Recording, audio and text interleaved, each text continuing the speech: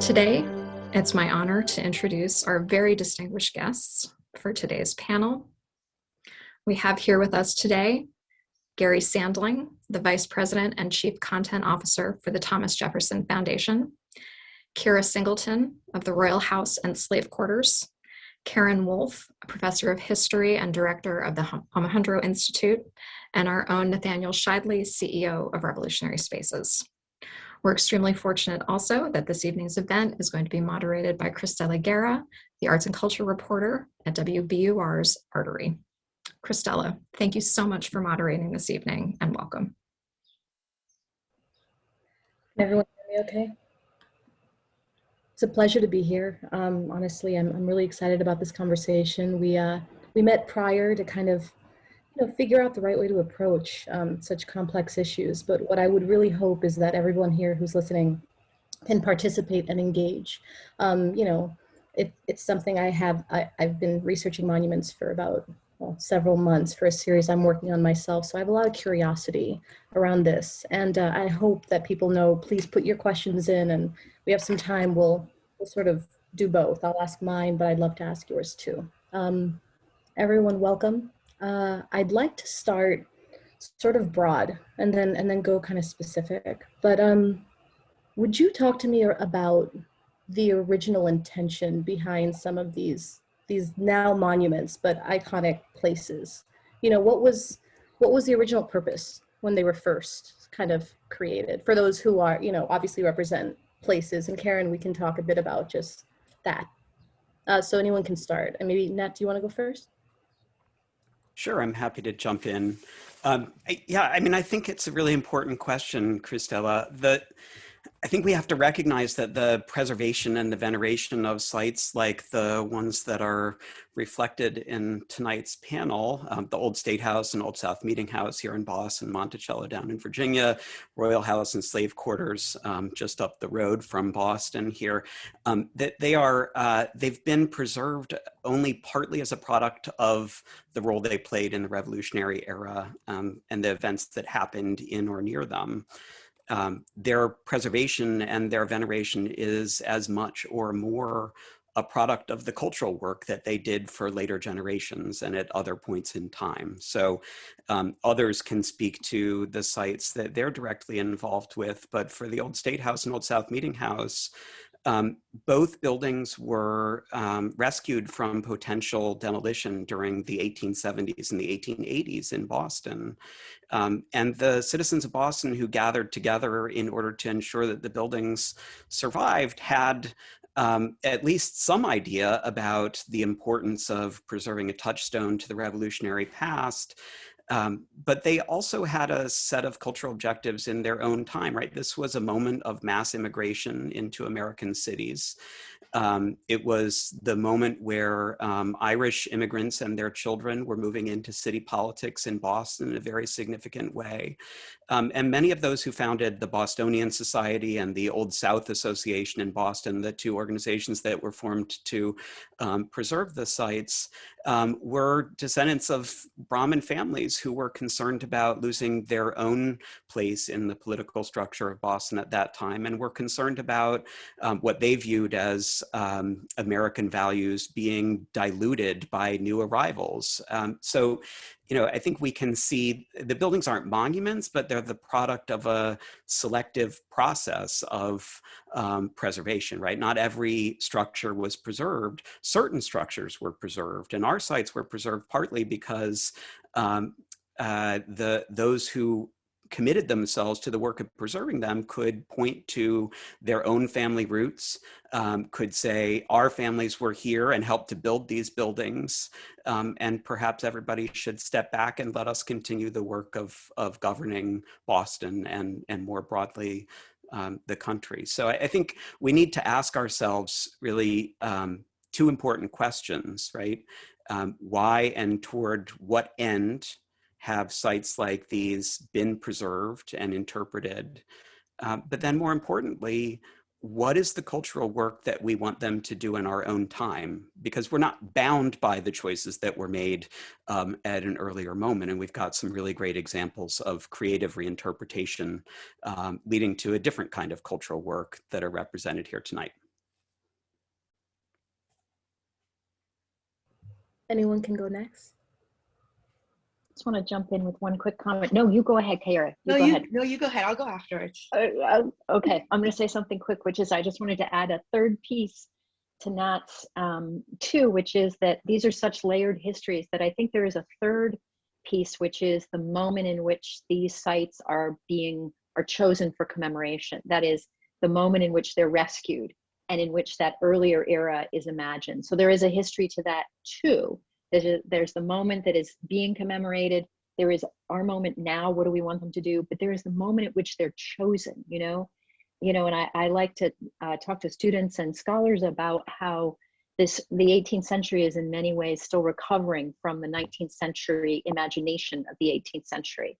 And in so many ways, it's the 19th century that is powering still what had been rescued. And there's wonderful scholarship about this. I'm thinking about Whitney Martinko's wonderful book about the history of historic preservation in the early republic, the fate of John Hancock's house, which goes down at the very moment that George Washington's house is being rescued by the Mount Vernon Ladies Association, but they can't get enough money in Boston to save John Hancock's house. In other words, there's a history to historic preservation and what it's trying to do. And I think that moment is interesting too.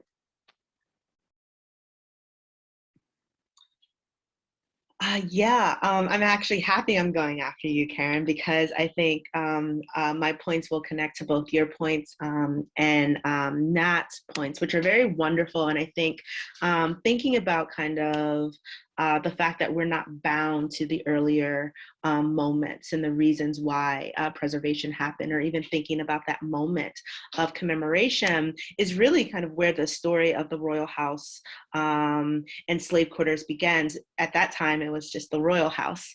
But the initial kind of impetus behind the preservation actually came out of the Sarah Bradley Fulton chapter of the Daughters of the American Revolution. And they wanted to preserve the space for the sake of its history and its aesthetic value. We can talk about what that means, but, clearly enslavement and enslaved people were not the reason why they wanted to preserve this space, right? They really wanted to preserve the space to kind of think about the patriotic men and women who once, walked the house, but not necessarily the people who labored to make that wealth possible.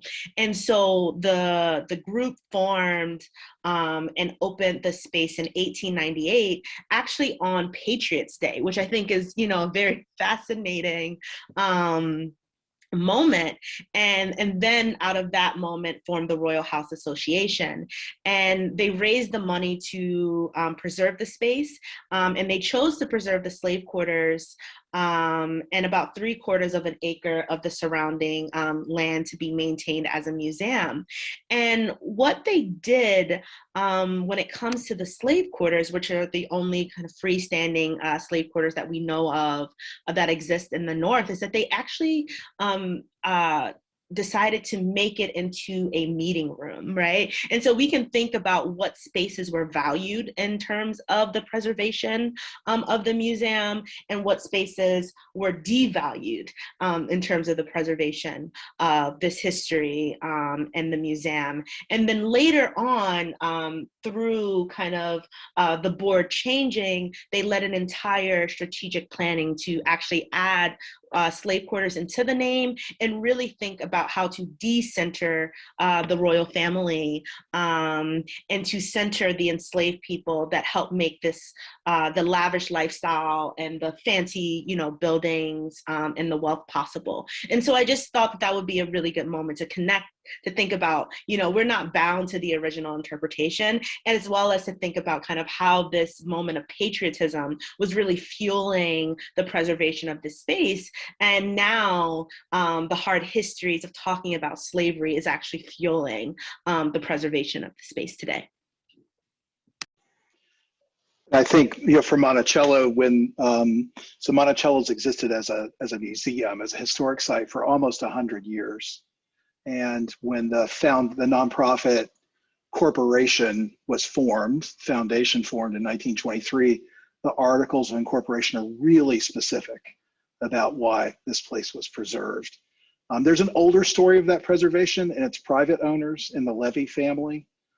So for the 19th century, most of Monticello was privately owned for more or less 100 years after Thomas Jefferson died in 1826. And that story is actually an interesting one in its own right. It's one of its longest private owner was the first Jewish naval officer in the United States, a man named Uriah Levy. And one of the reasons, I don't think it was the primary reason, but one reason in correspondence he says he bought Monticello was because he thought that, quote, the houses of great men ought to be preserved. But it certainly was it was used as a home and a plantation. It remained a plantation, and the levy was not there in residence. But in 1923, the Articles of Incorporation talk about that Monticello would be purchased, preserved, and maintained as a national memorial so that it may be forever retained as a shrine. And it uses this kind of language of, it's almost language of the numinous, right? You're entering a temple, and the temple is designed to sort of exalt this person. And then goes on to talk about the genius and patriotism of Thomas Jefferson and a constant reminder of the principles inscribed in the Declaration of Independence. So this is the purpose of the group of men, white men, who were mostly, mostly in New York, but many had Virginia connections, to sort of form a company, a nonprofit company, to raise $500,000 to buy Monticello. And I'd say for the first 70 years of the foundation's history, that idea of a shrine was really its sole purpose. If you came to Monticello, even into the early 1990s, you wouldn't hear much about any of Jefferson's, of women, white women at Monticello, who played at most a vague supporting role, and you hear even less, of course, about slavery other than euphemistic references to servants. And that starts to change in the 1990s, and that's kind of a longer story, but that was really its original intention. Certainly today, as we think about at Monticello and other sites around the country, 2026, which we'll probably get to as the 250th anniversary of the establishment of US independence, there are a whole set of questions in front of us about what should a place like Monticello mean today and in the 21st century.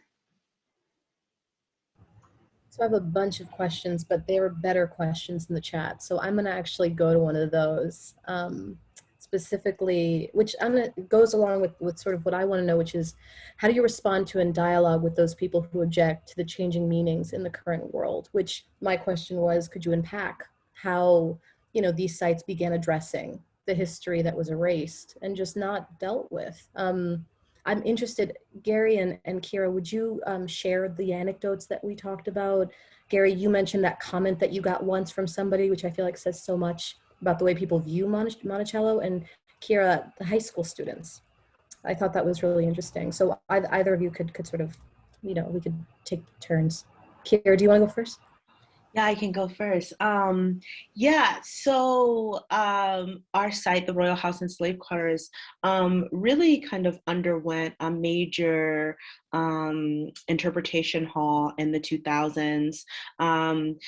There was an archaeological dig that was done between 1999 and 2001, which unearthed a lot of artifacts that allowed us to center the lives of enslaved people. So we could actually talk about the labor that they were doing, the leisure that they experienced based on, hand-fashioned game pieces that were found in the yards that were surrounding the slave quarters that were outside of the purview of the royal family. We also found, things like milk pans, which we then knew that the slave quarters was also a workspace in addition to a living space, and that they probably ran a dairy out of of the slave quarters. And so that interpretation, those artifacts led to a major reinterpretation in how we interpreted the space. And then in 2005, the museum changed its name and updated it and added the slave quarters so that, you know, no one could come to the Royal House and slave quarters and only focus on the fancy buildings, right? They had to also really think about the history of slavery and not say, oh, this is such a beautiful space without thinking about, you know, the violence of slavery that made that beauty possible, that they couldn't look at the beautiful trees and not think about who worked that land, and who kind of made sure that the estate, which was once 500 acres, ran. But earlier, well, last year, at the height of the protests after George Floyd, I encountered a bunch of students who came to the site to protest because the slave quarters is a part of the name, and they said, huh, can't believe there are slave quarters around here, it needs to go. And so I went to the site and I met with them and I spoke with them. And one of the things that really stood out to me was that as soon as I said that I was the executive director, their feelings changed. And they had questions about, you know, okay, well, so this can't be bad, right? Because why would you want to do this job?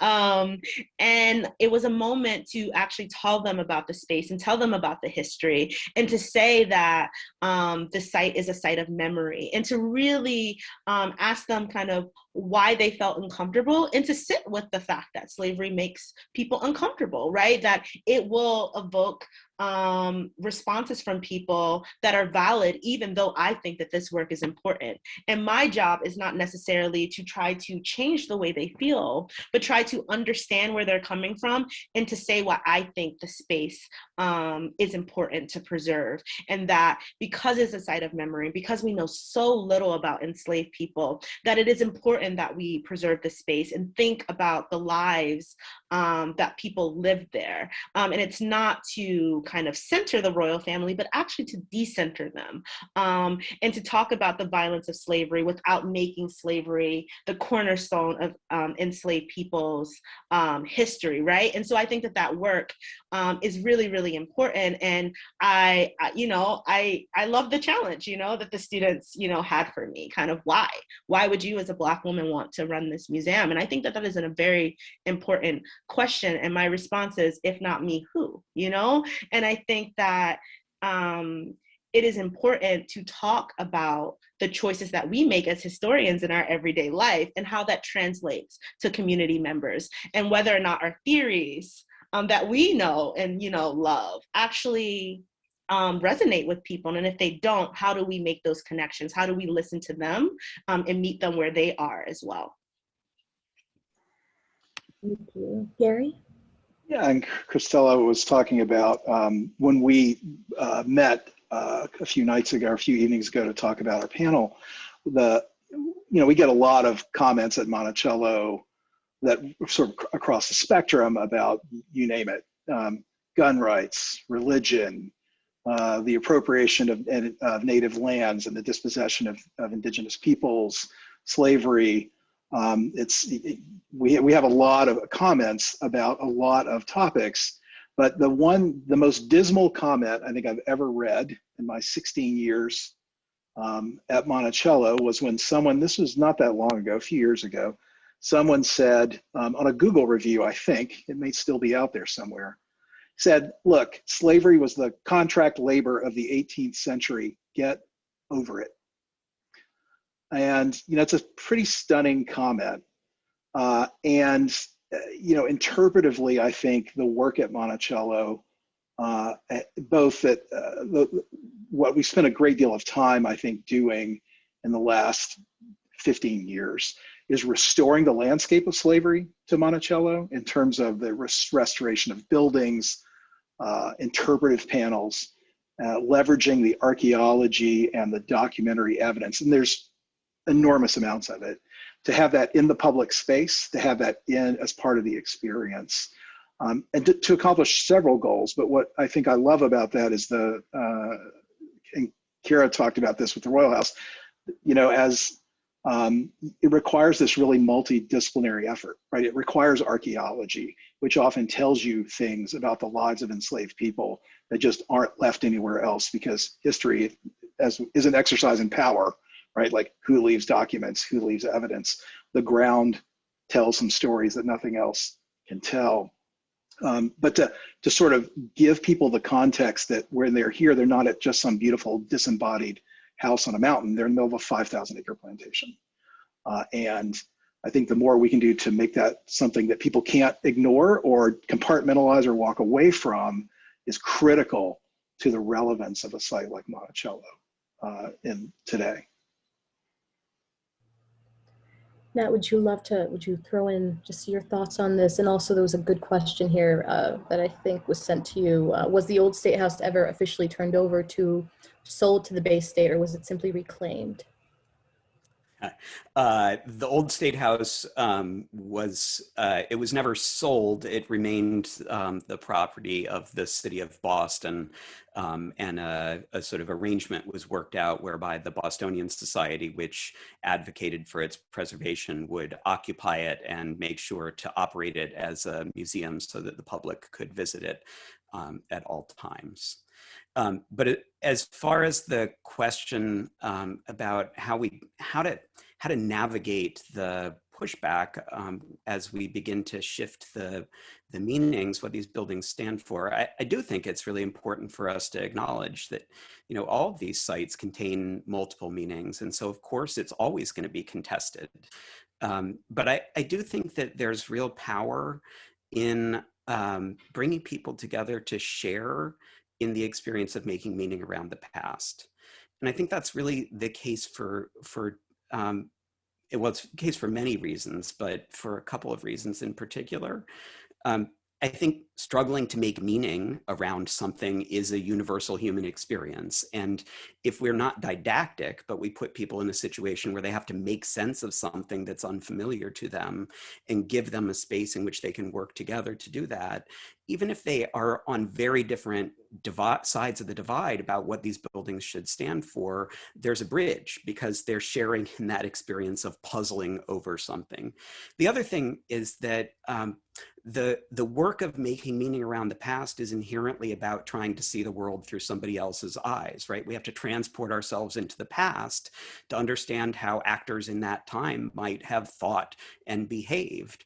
And that skill is inherently empathetic, right? So we can, as we engage the past in that way, we can also take that same empathy that we're developing for historical figures and meet our neighbors, meet our fellow visitors in that same spirit of trying to understand a different point of view. Just one example of how that works in practice. So a couple of years ago at the old State House, we were really grappling with one of the points that's made here, right?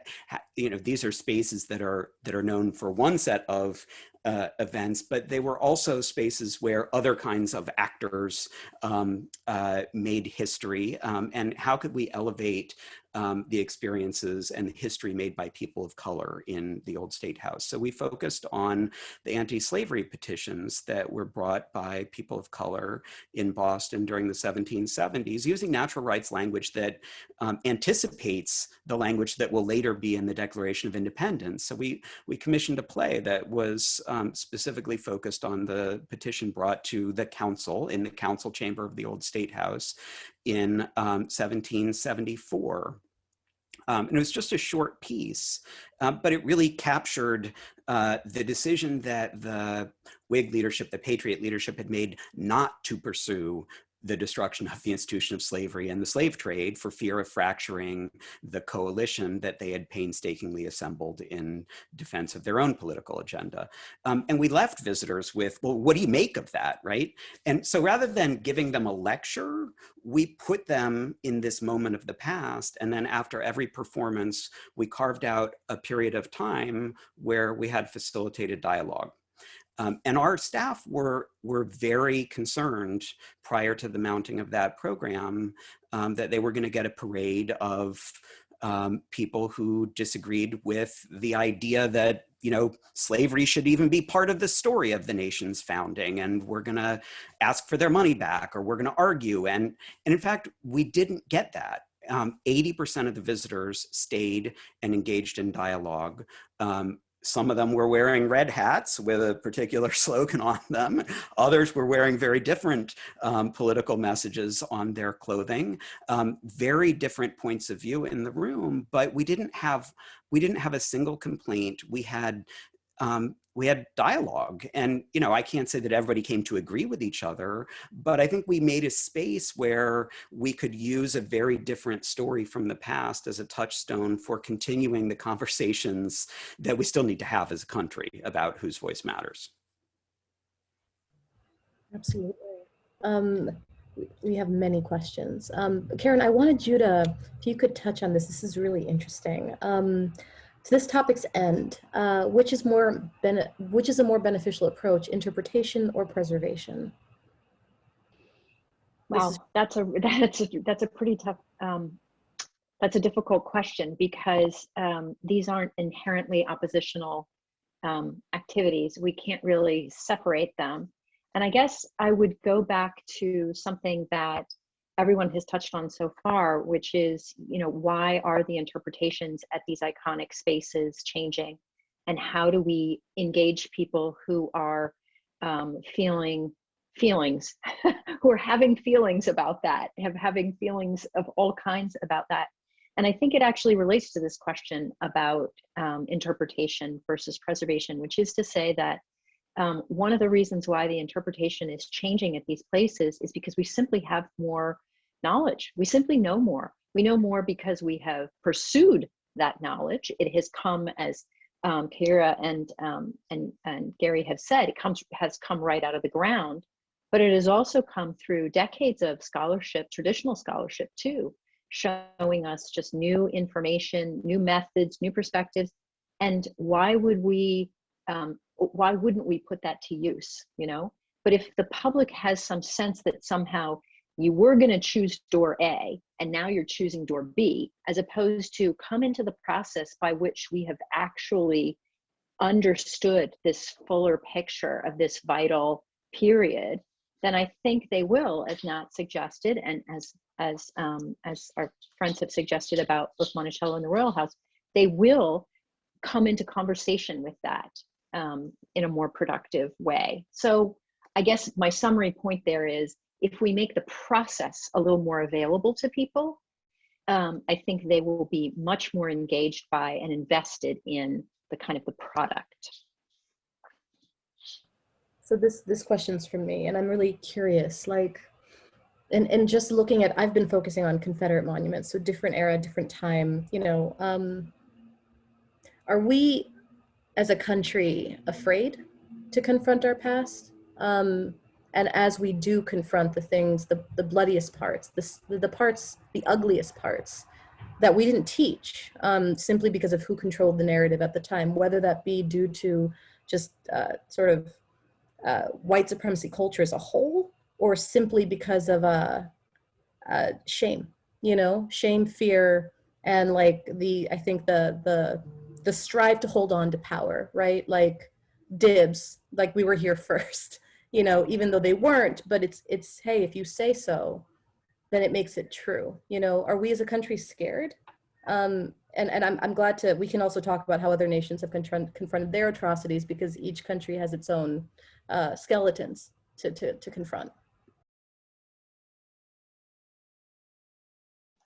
There's, one thought about that, being, of course, in a place in Charlottesville, which became kind of ubiquitous nationwide for, the debate over Confederate monuments, and then the way in which preserving those monuments became a rallying point of white nationalists, Nazis, and Klansmen all in one summer, and resulted, of course, in the death of one person and the injury of many others. There's I think the point about narrative, of course, is, the narrative has been controlled by, by basically a kind of white supremacist mindset. And it's designed, that narrative has smoothed out, the places that are, and Stephen, I've tried to break myself. I was talking about as difficult history. It's the history. and sort of just talking about the history. And it's not complicated if you're willing to embrace the truth of all of it. And I think that's hard to do. And people, of course, most of what we think about the past is not informed by what we learned in a 100 level history course in college or in a high school history class. It's informed by a lifetime of association visually, cinemagraphically, in culture. And I think all of us have kind of work to do to help shift memory, right? To help reconcile what kind of the collective memory, whatever that means, that's a fuzzy term, but with what we know about this past, what the evidence tells us. And that's something that the thing that I think is exciting is the ways in which we see, and revolutionary space is a good example, as someone notes in the comments, the way cultural placemaking and creative storytelling, that sort of strays outside the boundaries of what museums do, right? And what, come take a tour does, right? Those kinds of opportunities of storytelling, I think, have real potential to help us shift that ground in ways that, don't get me wrong, at Monticello, we do about 19,000 guided tours a year. So I'm not necessarily abandoning this idea, but to have more dialogue as part of that process, and definitely shout out to the Coalition for the International Sites of Conscience, an organization that for years now has helped provide training for how to have those kinds of constructive dialogues in spaces. And I think that's going to be a critical component to how we do this.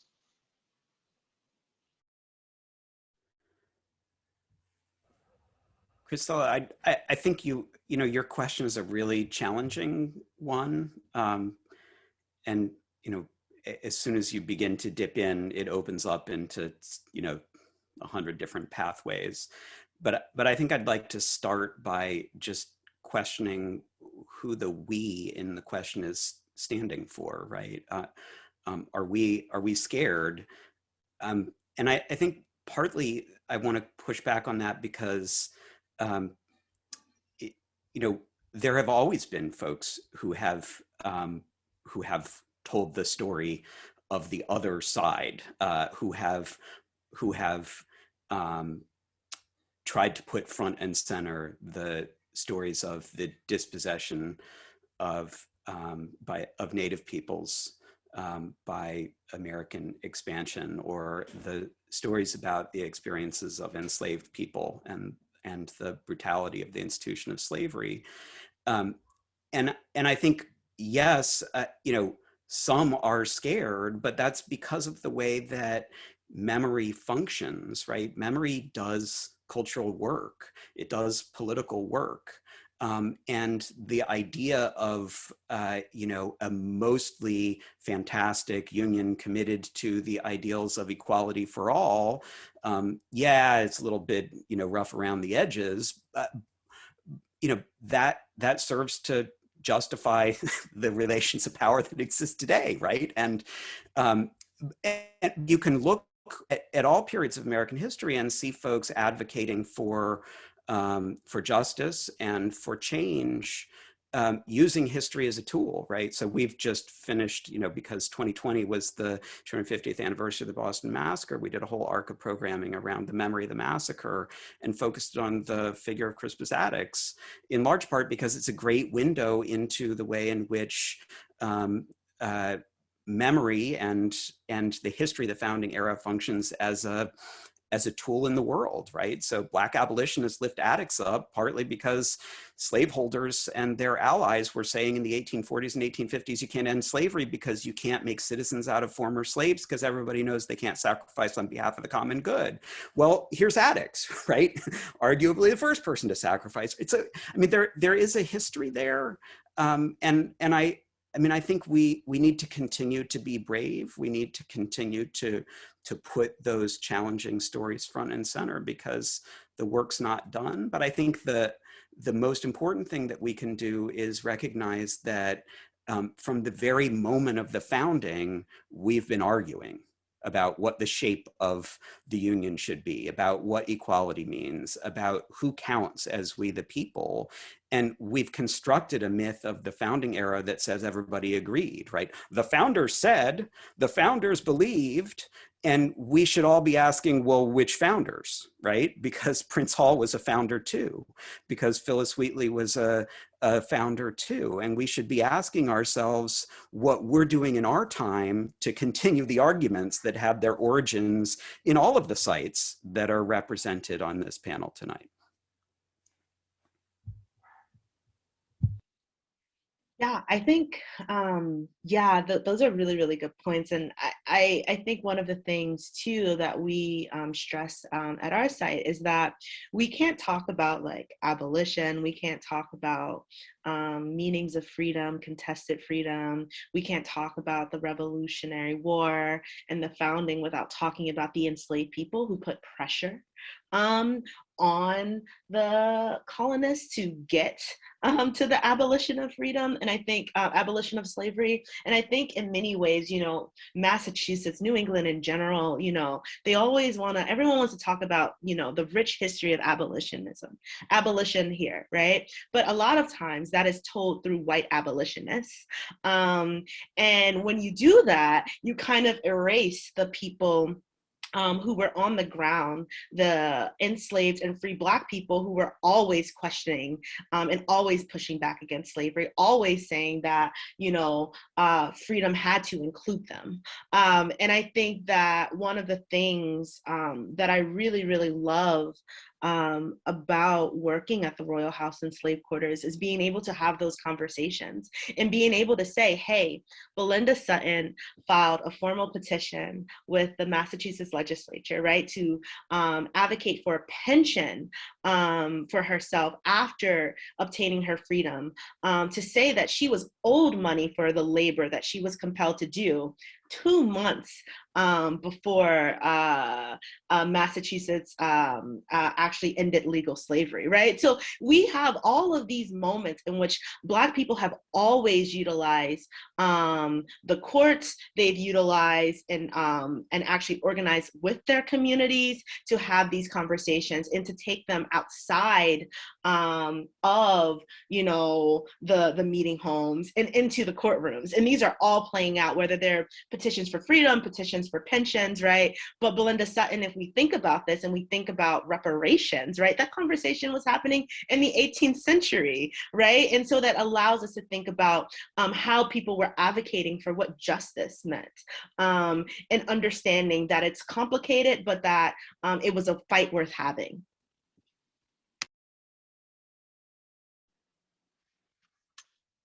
Yeah, so much interesting conversation here. And I just wanted to pick up on one point, which is the diversity of opinion during the period of the revolution and the era of constitution making after the revolution, which is to say that the founders, even the kind of most narrowly circumscribed definition of the founders, those guys who you know, have some experience of the revolution, go to the Constitutional Convention to create the federal constitution, they fight like mad. They do not agree. They do not agree. And when we think about, so who are the patriots even in 1776? You know, they are arguably a minority, and they remain a minority. They're a minority even within the British American colonies. They certainly aren't the only game in town when it comes to offering freedom and liberty. Many, many, many tens of thousands more African Americans took their liberty by allying with the British rather than with the Americans, because the British offered them freedom from slavery. And when we put even Boston, wonderful place, or Virginia, I'm looking at Gary here, our location, those are important places in the period of the revolution, but they are small places in the context of our nation now. And there were things happening all across the continent that were equally important in the 18th century, people who had ideas about the integrity of their lives, about justice. So there are much bigger stories to be told, and much more complex stories to be told. And I take the point that narrative drives us But I don't want to get away from the idea that really just complexity, diversity, and disagreement have been the hallmark of experience from before the beginning. And the other piece to that is that from before the beginning, people were using history, their own sense of their own past, to make arguments about what they wanted. That's exactly the conversation I was hoping we would have. Specifically because I mean, I came from Panama, and we could talk forever about the influence of the United States in my country, but this idea of the American dream for immigrants coming from other places, knowing that this is a country that intervenes so often in other nations, you know, we've done wrong by so many people. We've marginalized so many groups, but there are two specific groups I think at the time that we're talking about, both formerly enslaved people at the time and indigenous people who weren't even, they just weren't a part of the conversation, you know? And they were telling their own stories, and they were trying to retain their narratives, and they were maintaining their histories as best they could. But the overall, you know, the arc of justice, like the systems that are in place today that are monuments to a system that was constantly unjust, that wasn't right by these folks, maintains. It stays, right? And it's continued for generations. A lot of folks in the chat are talking about how to get through to people, how to connect with people who disagree. And I think a really good question along those lines is someone who said, and I have many questions to get to, a recent visitor to the Capitol at Colonial Williamsburg complained about a perceived woke agenda after the historic interpreter leading the tour included traditionally underrepresented individuals, enslaved persons, women in their presentation, instead of focusing exclusively on the great men. Since historic sites have a responsibility to tell a whole and complete story, how do we make sure these individuals who need to hear the message don't automatically shut it out as contrary to their narrow view of patriotism? So anyone can tackle that. I'll start and get me out of the way, because you guys can Karen. talk about sites. You can talk about actual like visitors. I'm just going to talk about scholarship, right? But you know, at least in my experience encountering the public, not in sites, but around questions of why, you know, why are historians always dishing up this revisionism? I often hear people talk to me about revisionism as if it's some super terrible thing. You know, it needs to come with a warning label on it. And it's some nefarious practice. And when I say I think we need to talk about process, this is what I mean, because, you know, I often quote my friend, the great Civil War historian Ed Ayers, who says, you know, we all like revisionist medicine. Like, we know that scientific knowledge progresses through new information, new methods, new perspectives, and that's exactly how history works too. We have new information, new methods, new perspectives, and we're not giving you some, you know, you want us to give you the history of the 1950s? You want the medicine of the 1950s? Of course not. History changes because we know more. We simply know more. And, you know, we've had wonderful examples of that here. And I think, you know, when a visitor is asking, I'm just speculating here, not being an expert like you guys are, but when a visitor is asking that question, like, why are you giving me this instead of giving me that? The real question is like, what does that mean for me? You know, why, you know, I had a history that meant something to me, and now you're trying to give me something else. So what does that mean for me now? And, you know, I like to quote George Bush, not often, but in this one case, when at the beginning, at the opening of the National Museum of African American History and Culture, which was just an incredibly moving experience. I was way back in the crowds. And he said, a great nation does not hide its history. In other words, that bigger history, that fuller history is a firmer foundation for what we're trying to do here. Anyway, I think it's a good selling point. I think, you know, this is a question we sometimes have a lot of debate about at Monticello when we think about interpretive planning and programming. To what degree, you know, I was trained as a historian in the most traditional sense in a PhD program, although I'm ABD. But, you know, my colleagues who are curators, who specialize in material culture, and colleagues who are archaeologists, you know, there's always like, we need to tell them how we understand this. And I think, you know, we need to find those opportunities, because that process does matter. It will help do that. I think there's a challenge sometimes for us when it's like, we know we're going to see somebody for 2 hours and they're on vacation, not to trivialize this question, but that makes a very real challenge about how you make that breakthrough. But one of the things we know is that people are much more open to that when they hear stories about people. And I think being able to root in stories about people they don't expect.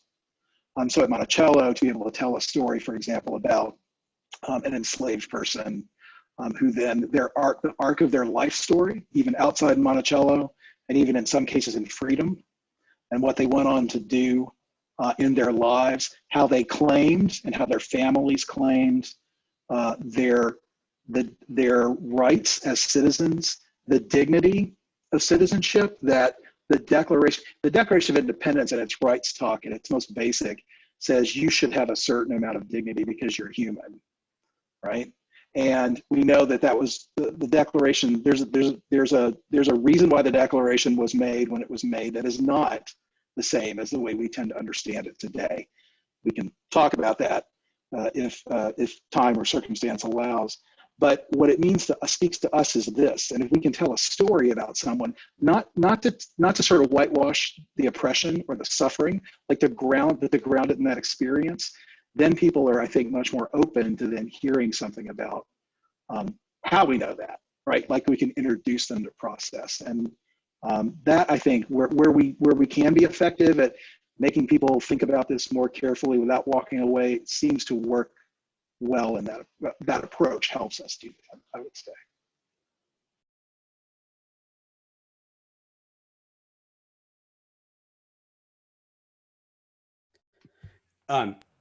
I think that's a really great point, Gary, and I think it's aligned with what I was sharing earlier about the play, where we surfaced stories around the institution of slavery and tried to center the experiences of those who brought those anti-slavery petitions. I think opportunities to challenge people to make meaning and to make sense of it rather than to didactically tell them tend to be better received. But I also think it is true that we need to work at shifting the frame for folks as well. I mean, I think sometimes the concerns that visitors express are bound up with the perception they have that the story really is about, resistance to the British army or to British rule. And we've got this sort of binary narrative of all the Americans and all the British. And I think we need to move toward an understanding that the American Revolution and the founding era really sat at the intersection of multiple struggles for freedom. The story about how the colonies did or didn't have voice in the British Empire and what that adds up to is one of those pieces. There's a long history to that struggle to protect folks from the power of the state and from absolutism. But there's also a long struggle on the part of those in bondage to be free, and a struggle by Native people to recover or to preserve their sovereignty. And all of those struggles collide in this moment. And it's not like a sidebar to the central story. These are the center of what the revolutionary period was about. And I think usefully, if we can communicate also that all of those struggles in their own ways are unfinished, right? We still have work to do in all of them.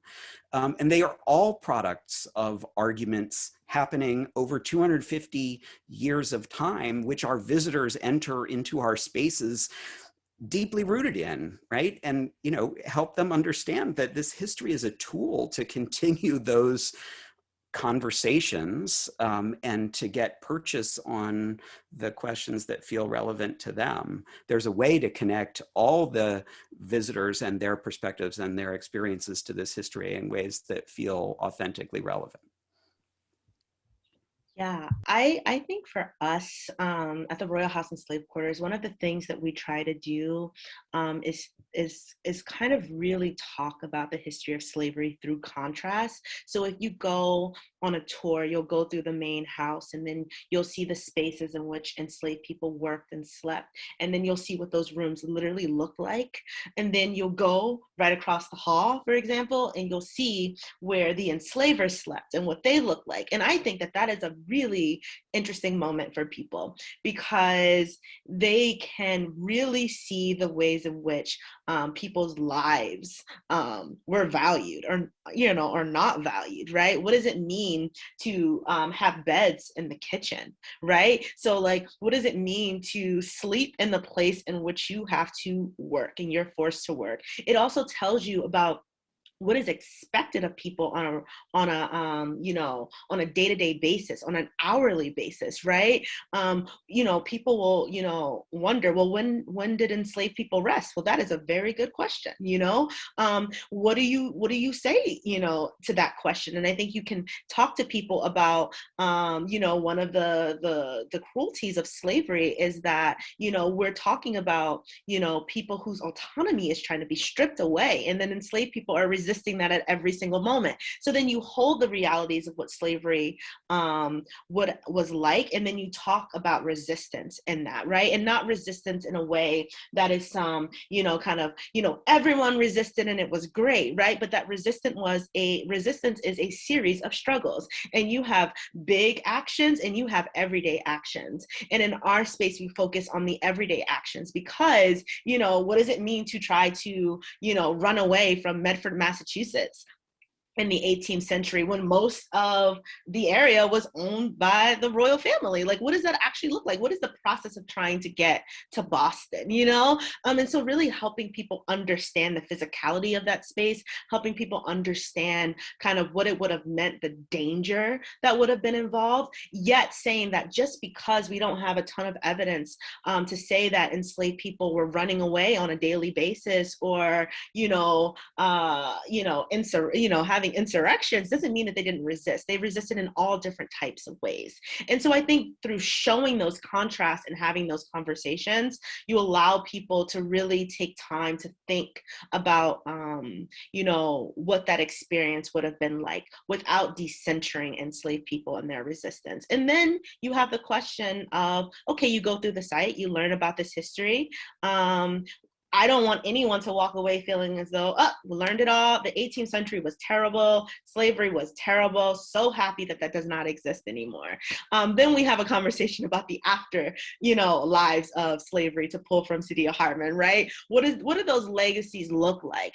And then how do we tell people and talk about that, right? We can't talk about, mass incarceration or housing discrimination or educational disparities or health disparities without thinking about a long legacy of racism, right? And you can trace it back to enslavement. And so I think that that's really important for us. And then not only creating programming that talks about slavery, right? That's very important. We want people to learn about the history of slavery, but we also want people to learn about the struggles that communities of color are going through, communities of color and Black communities are going through every day, and why we have to, link the two conversations. Kira, there are a bunch of questions in the chat specifically for you. Some of these I think you've answered already, but I'll read them anyway. This one's from Ron Newman. Have you had to deal with people who did not like the change in focus of your site? And then I think he had a follow-up from my earlier question. Have any of the still living royal descendants reacted to the changing focus of the site? Those are very, very great questions. One thing I should say is that I've only been the executive director for a year now. So, and I've taken on this role in the midst of a pandemic when the museum has been closed. So in terms of interacting with a large segment of the public, I have only really done that, virtually. But I think, the board of directors who really spearheaded the kind of the updating of the mission in 2005, there were people who resisted it, but, what can you do? What can you do in those cases when you know that you're doing the right thing? So the people who didn't want it, they made themselves, they departed the organization. And so I think the board of directors, really to their credit, kind of held firm that the museum could not move forward without really dealing with the issues of enslavement. And I've had some pushback on like Twitter, or like in an event with some questions, but I usually just say, like, well, history's on my side. So, I'm not really too worried about how people feel about centering the lives of enslaved people. I know that that's the right thing to do, and I'm willing to talk about it, but I'm not really there to entertain anyone's, hurt feelings, when those hurt feelings are grounded in a history of, exalting white supremacy. I think we have to be honest about why people are upset sometimes about the changing narratives. And in terms of the descendants, we have interacted with some of the descendants from the royal family. We haven't made connections with descendants of the enslaved people, but we're hoping to do that. Someone put just co-signing you, Kira. Yes, when Boston's white abolitionists tried to figure out how to respond to the 1850 fugitive slave law, Boston's Black community met in the African Meeting House on Beacon Hill to declare their resistance to the government and called upon white Boston to join them. The Committee on Vigilance was a response to Black activism. And someone mentioned, Bill, this was interesting, certainly some protesters January 6th fear they will be treated as unfairly as those that have been historically unfairly impacted by the system. They feel that they have succeeded fairly, rather at another's expense, and fear they may,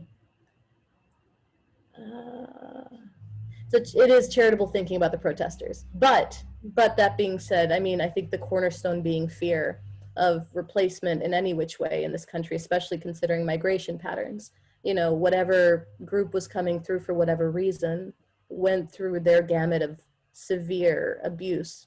But there were those who were here originally who were the ones put through, enslaved people and indigenous peoples. So the immigrants who came later definitely had their turn, I think, at that. And then there was a really good question.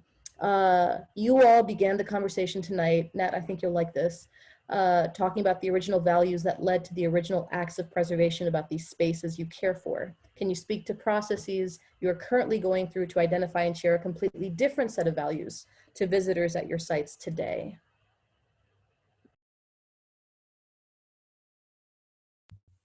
Yeah, it's a great question. Thank you, Bob Damon. Our organization is right in the midst of this, because in addition to thinking broadly about the stories that live in each of the historic sites that we care for, we're also trying to understand how best to leverage the way in which the two buildings and their histories speak to each other. The buildings sit on the Freedom Trail, and I think part of the challenge for us is also repositioning the way in which we face local audiences. So I think it's easy on the Freedom Trail, where there's millions of visitors walking along the Red Line every year, to really just focus on maximizing visitation from those one-time visitors and delivering the best one-time experience you can to them, which often means sort of meeting them where their expectations are to a certain extent.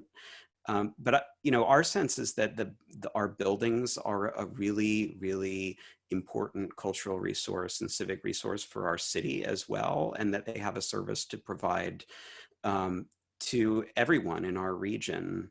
And I think, bear with me for just a moment while I address this.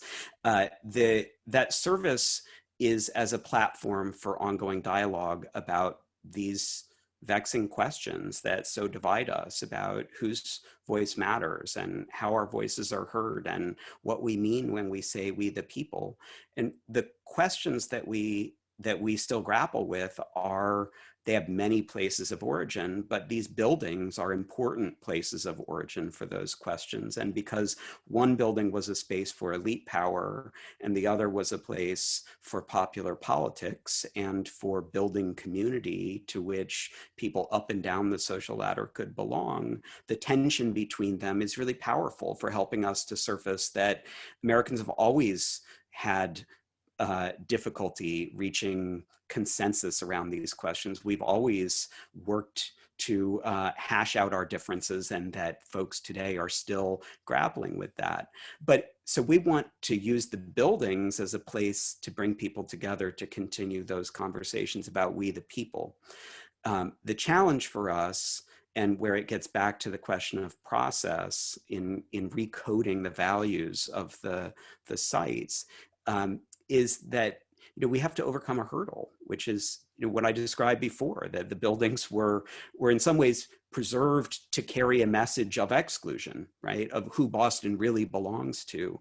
And that's not what our organizations did for most of the 20th century, but the buildings have been passively reproducing that sense of privilege and exclusion over all this time, right? And so when CBS puts an establishing shot of Boston with the old State House in it up during a Patriots playoff game and says, this is Boston's iconic building, and probably the majority of Boston looks at that building and says, it doesn't have anything for me. My story is not in that building. That's a problem, right?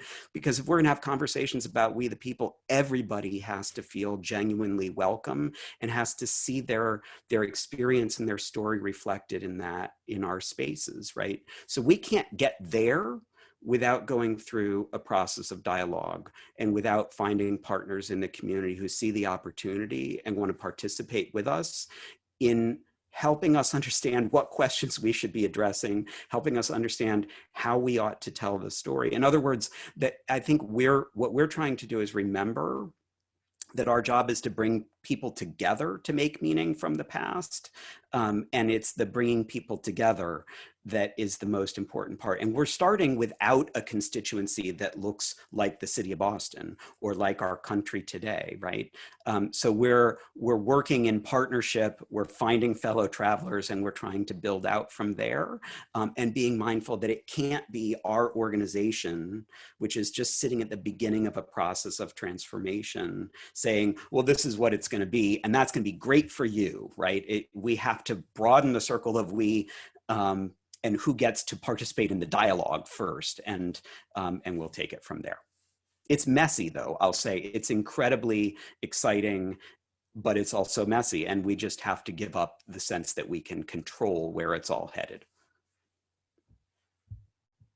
Sorry for that very rambling answer, but it is complicated. No, not at all. There's a very interesting question around the idea of, I think, toppling monuments, but a bridge for two sides did not stop the toppling of monuments, the storming of the Capitol, or the Michigan State House. What is the best defense against spaces under urgent need for preservation becoming a political target? So there's a lot in that question, but essentially, I think it's the argument of what do we preserve and what do we not? What do we remove and what do we keep? I'd love to hear thoughts about that. We have, let's see, so the Emancipation Group Monument was removed at the end of December. I covered that last summer. That was the monument with Abraham. I've spoken to enough historians about that monument at this point to sort of call it a monument to Lincoln. It's Lincoln with his arm extended out over this enslaved person who had his own history, Archer Alexander. The research has been done into his life, but really the monument at that point was a replica of the one in DC. And when the Boston Arts Commission decided to remove it, there was a lot of conversation around it because people argued, well, we should keep it. And they argued, well, what other Black faces do you really see in monuments around Boston? And the one that you do see is a man who looks like he's going to be shackled for eternity. So very, very emotional conversation. I think there was a small Confederate monument on George's Island that was, I think, removed without much pomp and circumstance because people didn't know about it. So what are your thoughts on some of these conversations being had? I just wanted to offer that I think some of these things really are distinct, and it's helpful to pull them apart and ask them to be handled distinctly. That is, there are questions about monuments, commemoration, sites, preservation, interpretation, and there is the production of historical knowledge. And sometimes these things run together and sometimes they get jumbled up. But I think it is important to kind of pull them apart and treat them somewhat separately. And I just want to note, just for the, I take your point about, especially for Confederate monuments, we're really talking about an intense conversation about why in the middle of the 20th century, there was so much commemoration to Confederates. But especially for this period around the American Revolution, as we head towards 2026 and its 250th anniversary, to me anyway, it seems just incredibly important to always begin with what Kira said so beautifully. I had to write down in my pen and paper here, the history is on our side in the sense that the history is complex, is diverse, is in fact a history of challenge. So I feel like we need to start there rather than around these issues around, I feel like sometimes the issues around monuments and commemorations pull our energy a bit away from that history, which actually is incredibly important for us to share as vigorously as possible. I mean, people ask us at Monticello all the time about, when I say people ask us, the interpretive staff, so the people they meet in the course of their time, and they've taken a tour, they've had a conversation of whatever sort, and they'll say, well, what do you think about tearing down statues? Isn't it just removing history? And they'll say, well, what about Jefferson? You know, like they're coming for Jefferson next, whoever that they are, right? And, you know, one of the things that we have, we've talked a lot about in our work with our staff and kind of ongoing professional development is, you know, for us to understand the context to, you know, the monuments themselves. They're artifacts, as we've talked about already, they're artifacts of a particular era. And then to Karen's point, we should be asking questions about why these were put up, to whomever they were. And we know that monuments are ephemeral. I mean, they change. Who we think should be commemorated changes. I think this is a way in which, so we don't, you know, like when people say, what about Jefferson? Well, you know, I think if there's a statue to Jefferson someplace that people think shouldn't be there, that's a conversation the community has to have. That happens in Charlottesville, at the University of Virginia. There's a statue of Jefferson that interestingly became a focal point, both of the white nationalists and neo-Nazis who came to Charlottesville in the Tiki Torch. So they did a dry run in May. This didn't make the national media, but it sure did here. And then they showed up again, of course, in force in August. And there were a group of students from the university who surrounded that statue, and then the protesters surrounded them. And it kind of was it was a terrible moment for the people who experienced it. And yet it's also a poignant kind of visual of the struggle about identity here. You know, what is the United States? And who are we as a nation, right? We talk, you know, we throw around a lot of words to talk about collectives, or we talk about communities, we talk about peoples, and they all have meaning. They all have important contextualized meaning. But if we talk about a nation, right, which implies some kind of affinity, some kind of, you know, that there's some commonality to us, I think we have a real opportunity in reframing both our values. There was a question earlier about, so what should your values be now? So one of in the chat, if the values at the time of preservation or establishment were one thing, one of the things we're talking about now in our interpretive planning is we want to communicate a value of, like, what does it mean for us to live together in common? Are there values here that this place and these people provide a means of reflection to understand? Not to be Pollyanna-ish about what that means, but to say, who are we really? And that's another way of kind of saying, well, so what is the glue, right? If the glue is whiteness, or some sense of like, here are the real Americans and here are the not real ones, that's a doomsday scenario, right? We're doomed to fail. But if there's a way we can get people to reflect upon, are there ideals and ideas we're willing to hold up about equality as well as freedom, then we may have a role to play in helping people think about that. And that's very grandiose, right? But I think it's really important that we set those kind of ambitious goals about our values now. If we're to play a role in helping us think through these, as Nat talked about, that there are these questions we keep coming back to, there are these debates and conversations that we're having.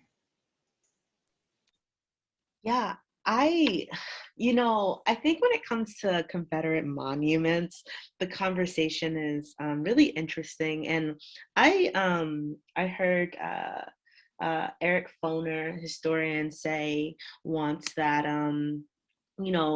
historical monuments are an expression of power, right? And kind of who has the power to dictate how we remember history. And, I really sit with that because I think so much of the movements that we've seen to get rid of these monuments, come from communities who are trying to have purchase in what their built environment looks like. And I think that's really important because that, I think we so often think about how space is imagined, yet when it comes to that imagining of space, in many ways, many communities have been shut out of having that conversation about how the space is actually determined, how they can have control in their environment, their built environment. And so one of the things that I like to think about is that, like, hey, if the people who live around these monuments say that they don't want them there, then they don't want them there.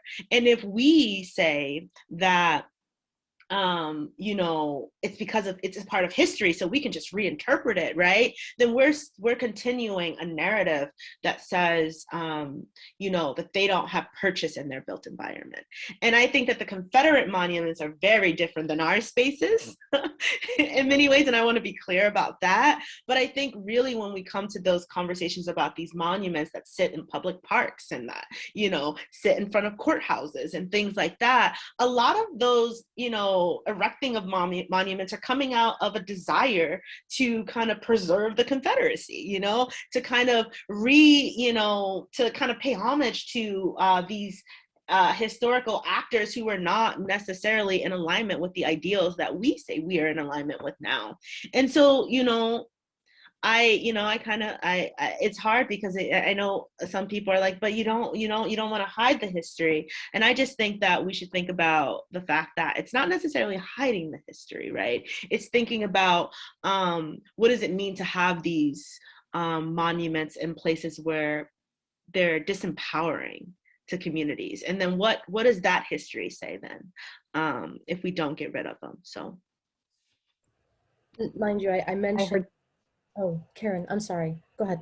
Oh, no, I was just going to say that I was so caught up in my thinking here. I was just involved in another conversation where someone was talking about how you could never contextualize some of these monuments enough. Like there's just never enough contextualization to counteract essentially the commemorative assertion.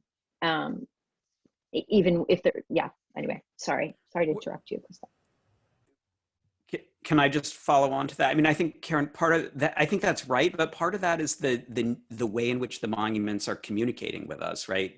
They're communicating through the power of visual art. And unless we're going to speak back to the monument in that same language, a label's not going to cut it, right? A tour standing in front of there and telling someone isn't going to do it.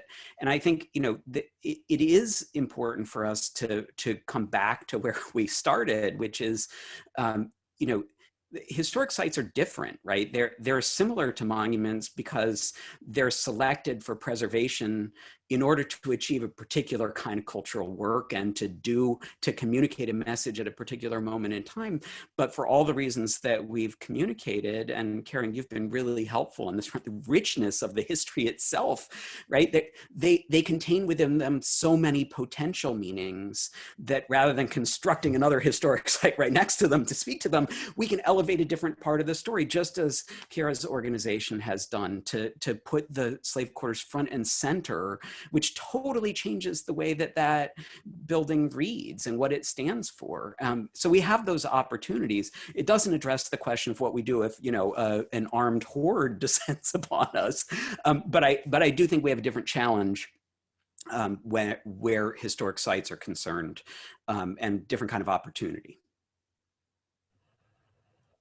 Well, and as some of the chat, oh, sorry, Christella, just one point that, you know, even in the chat, you know, activists will, and this was brought up, I guess it was 2018, I think, I was at the American Alliance of Museums conference, and there was a session, not surprisingly, you know, about Confederate monuments with different, you know, kind of different points of view. And one of the points that was made that I thought was the most powerful is that activists will create their own context, right? The Lee statue is a great example, right? That for Takira's point, the people who have not been able to have voice in what the built environment looks like, there will be at some point, you know, a clear signal of what is inappropriate and why. And I think we're, you know, the one thing about that is, this may sound odd, but I think is encouraging, is the idea that, as has happened many times in the past in American history, when we have realized, say, the ideals of the Declaration, it's because people who've been shut out of it have stood up and said, no, right, this is mine. It's mine by right of where I am and who I am. And I think we're in a moment, of course, like that now, and that is a pretty powerful underscoring of the point, you know, to Karen's point, that some things just can't be. There's not enough contextualization, and I have to say, there, you know, I'm tired. I'm a little. I'm also. I was at that point president of the Virginia Association of Museums, and there were a lot of elected officials in the state of Virginia coming and saying we should put these all in museums. And I'm like, well, unless it's a museum to white supremacy or to, you know, the lost cause narrative, right? Then maybe if there's a building big enough for an outside backyard someplace that works, sure. But otherwise, no. You know, that's probably not the answer either, at least in my view. I mention this mainly because we're talking about American values, and people have made that discussion about values. Like, what values are these upholding, and what neighborhoods?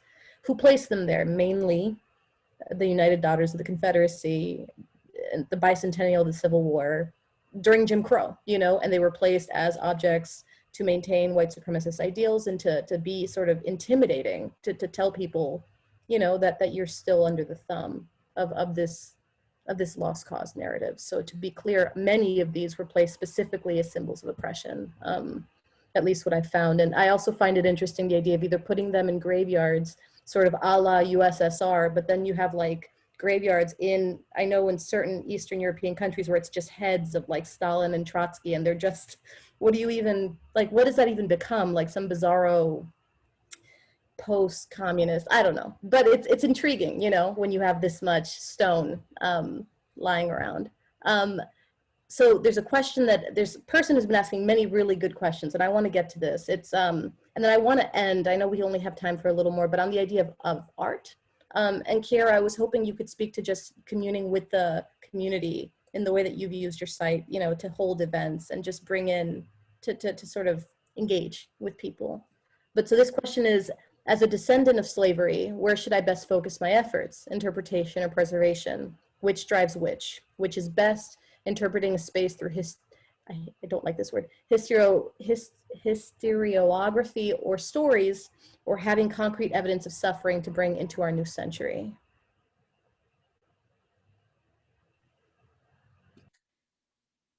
That's a really big question. You know, I think one of the ways that I have done this is through scholarship and really wanting to try to figure out how to talk about the lives of enslaved people when you have so few documents, and then translated it into kind of a public history role. And I think kind of you start wherever kind of calls you the most. And because I don't necessarily like the interpretation and the preservation goes hand in hand, like Karen said earlier. And because on one hand, if you don't preserve the site, you can't, there's nothing to interpret. And on the other hand, if you don't interpret, a site, then you have to ask, interpret it in, ways that, are centering justice, then what are you preserving in many ways? So that's kind of how I answer your question, which is not really an answer, but kind of start where moves you. But in terms of art, so one of the things that I've been really, really proud of in my year on the job is bringing in poetry events. I started a series called Poetry is Protest, and most of the poets actually write a lot about slavery. And I wanted to try to engage people who might not want to come in for a tour, but might be interested in listening to a poetry event. And then they end up learning about slavery and we get to have great conversations about it. And I think that really does allow us to reach a broader audience. Boston has an amazing and active poetry community. And I also just wanted, to engage with a lot of the people who show up to those events. And to think about the revolutionary, potential of art in general, and the revolutionary aspect that art has always presented, especially for talking about hard histories. And so, yeah, I think that art in many ways engaging poetry, and I hope our site will, engage visual art and different things more as well, will allow us to talk about the spaces where also the archive fails us. What happens in those spaces of memory? What are the possibilities there? Because sometimes the documents, lead us to a wall, and you don't necessarily know how to get around it or get through it. And I think that's where the arts can come in and help us imagine possibilities. So I'll end there. Nat, I'd love to give you the final word. I know you mentioned the plays, but speaking to art and these sites kind of commingling. Yeah, we certainly have done some experiments using the performing arts, and this year we are working with 3 artists here in Boston to do installations at our 2 sites whenever we're able to reopen to the public, that we'll use a variety of different media. And we had, if we hadn't had a pandemic last year, we had a very ambitious installation planned that we had hoped to commission from an artist named Lauren Woods, who was going to really address it's called Christmas in July, and her hope was to interrogate what she called the lacuna in our founding narrative, where the experiences of people of color are, right, that are so often written out of the stories that are told across the sites here in downtown Boston. That didn't end up happening, but I think the power of art is very much what Kiara was saying, that it is generative, it is an invitation to make meaning. It is a surprising intervention that forces us to think outside of our customary boxes. And I do think it's humanizing. I've been deeply inspired by an artist here in Boston named Michael Dowling, who has an organization called Medicine Wheel Productions. And he describes art as a threshold. And I spent a long time trying to figure out what the heck that meant, but what he means is it's an invitation to step over the barriers, to step across the threshold that divides us, because we all share the experience of trying to make meaning from art. We all share the experience of creativity. So I think putting art in our historic spaces can open them up in ways that make it possible to see each other, to hear each other, and to continue those dialogues that stretch back 250 years, especially important as we approach the 250th of independence just around the corner. I feel so terrible coming in to ask you all to wrap up this amazing discussion. I so appreciate all of you coming here today. I have to agree with one of the commenters in the chat who said you've all expressed serious, thoughtful, and resonant perspectives, engaging in constructive dialogue and sharing so much knowledge. So that pretty much encapsulates it. So thank you so much. So as all of you just consider your future plans, I wanted to flag we have an upcoming Revolutionary Spaces event on May 6th. It's the kickoff for a members series called Banned in Boston. We're going to be talking with Neil Miller, author of Banned in Boston, the Watch and Ward Society's crusade against books, burlesque, and social evil. We're encouraging folks to read the book ahead of time. Members will receive a link, but if you want to sign up for membership in order to attend, check out our website, or you can reach out to the membership team at membership@revolutionaryspaces.org. We always have more in the works, so sign up for the newsletter or follow us on social media at Rev Spaces. And if you enjoyed this program, please consider becoming a member or making a donation. Thanks again for coming this evening. Stay well, and we hope to see you again online soon.